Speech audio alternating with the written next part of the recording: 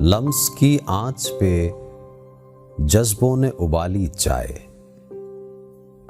Lumps की आंच पे जज्बों ने उबाली चाय, इश्क पीता है कड़क चाहतों वाली चाय।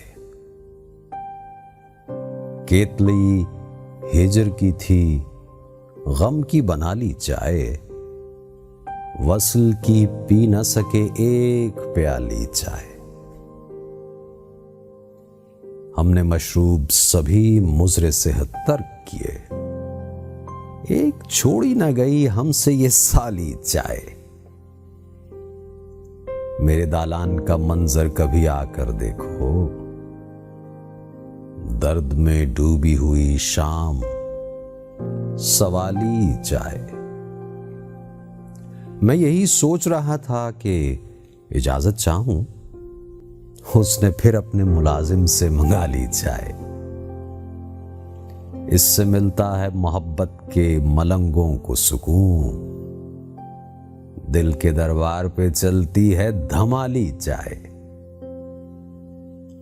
रंजिशें भूल बैठे कहीं मिलकर दोनों, अपने हाथों से पिला खैर सगाली चाय।